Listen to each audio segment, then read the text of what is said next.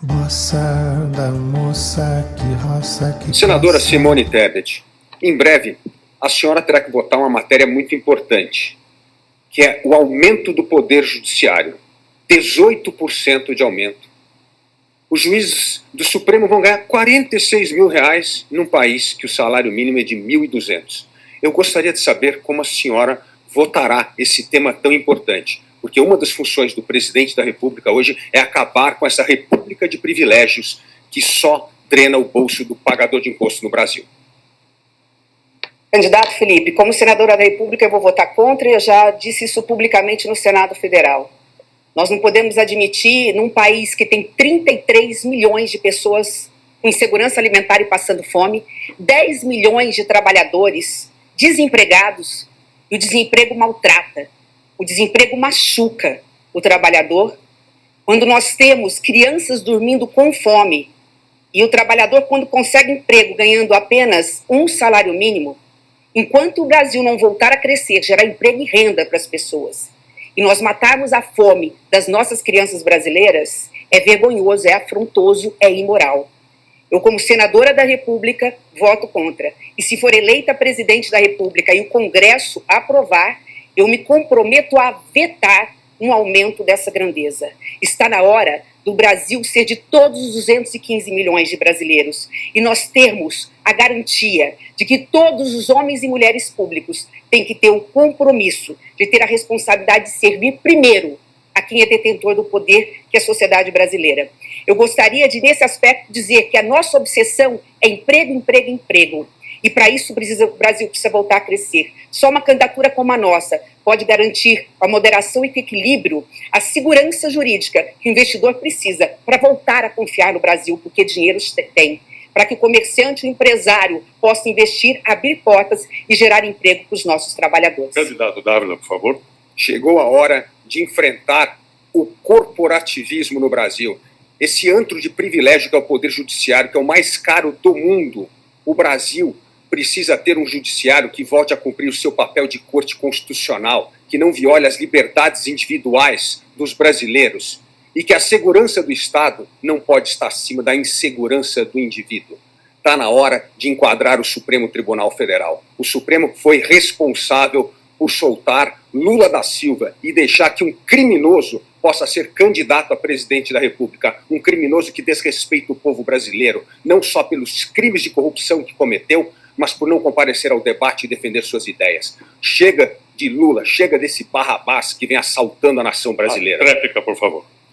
Eleita presidente da República, um dos primeiros atos da minha gestão vai ser, através de um ato normativo, determinar e exigir que todos os ministros do meu governo deem transparência absoluta no orçamento brasileiro, do dinheiro que você paga em forma de imposto, que está lá para ser executado pelo Executivo. Vocês vão ver ali não só os poderes com muito recurso, mas o orçamento secreto para onde está indo e para onde não está indo. Aqui está dizendo que não existe orçamento secreto, que isso não é corrupção. Não acreditem nisso. O orçamento secreto é corrupção do governo federal, que compra apoio do Congresso Nacional para poder se reeleger, faltando dinheiro lá para colocar no posto de saúde, na merenda escolar, faltando médico para fazer as cirurgias que vocês tanto precisam. Obrigado. Essa pergunta do Felipe Dávila para Simone, ele questiona para ela sobre o aumento que o Judiciário aprovou recentemente. E pergunta o que ela vai fazer, que ela vai ter que votar essa matéria, porque ela é senadora no momento, e como é que ela vai votar quanto a isso. A Simone, então, responde com relação à segurança alimentar, fala que é uma vergonha tudo isso que está acontecendo, fala que ela se compromete a vetar, só que ela poderia, por exemplo, neste momento, ter redirecionado isso, como ela tenta fazer na tréplica, né, falando com relação ao orçamento secreto. Só que, por exemplo, em momento algum ela pergunta, a minha pergunta aqui é como é que os deputados da base bolsonarista vão votar esse tipo de coisa. Porque fica neste jogo, nessa cena de que o Bolsonaro tem uma rixa com a justiça, quando na verdade, toda vez que ele pisa na linha e a justiça eleitoral e todos os ministros do TSE, do STF, de toda a corte judicial, fazem uma sentença contra ele, isso vira notícia e ajuda extraordinariamente a ser difundido o nome dele em matérias de jornais. Então o que existe na verdade aqui é muito mais uma amizade, uma simbiose entre o governo, entre o executivo e o judiciário, do que de fato essa aparente rixa. Porque com essa rixa, Bolsonaro ainda sai lucrando. Então a minha pergunta que fica aqui é como que vai ser a orientação dos deputados bolsonaristas, que sistematicamente têm votado favoráveis a todas essas matérias que vocês se diz contra, Felipe Dávila.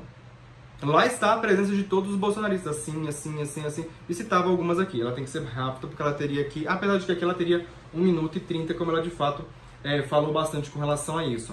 Falou com relação à insegurança alimentar, e você me pergunta assim, Breno, mas por que você direciona tanto essa questão, esse ataque para Bolsonaro? Porque é óbvio, se ele é a pessoa que está, primeiro, ele é o incumbente, segundo, dos candidatos que estão ali, ele é o candidato com maior preponderância de votos.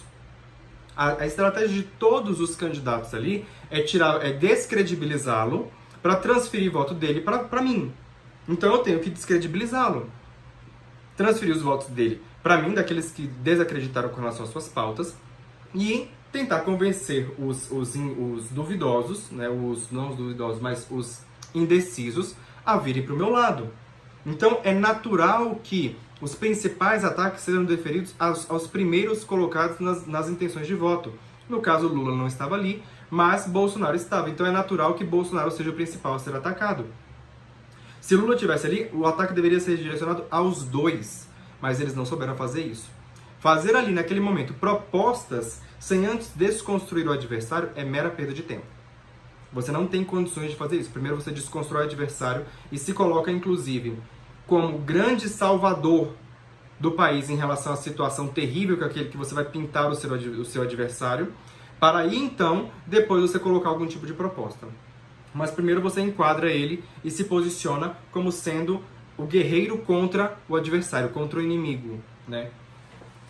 Isso fica, então, encerra-se o primeiro bloco, e nós temos aqui a Simone, então, falando mais uma vez, o Felipe Dávila falando sobre o enfrentar o corporativismo de Estado, né, ataca Lula, e a Simone depois fala de ter transparência e de que essa transparência tem que ser feita com relação àquilo que é o orçamento secreto, e que esse orçamento secreto foi utilizado para comprar base parlamentarista.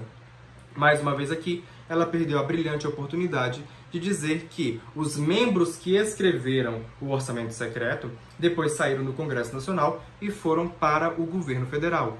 Tanto a Flávia Arruda como Ciro Nogueira, representantes aí do Centrão, do PL e do PP, ocupando aquilo que são as duas principais cadeiras do governo federal, que é a cadeira que cuida da articulação de todos os ministérios, com, inclusive, o Congresso Nacional, a Casa Civil, ocupado por Ciro Nogueira do PP, e também a Secretaria de Governo, que também tinha a incumbência de gerenciar, fazer o relacionamento do governo com o Congresso.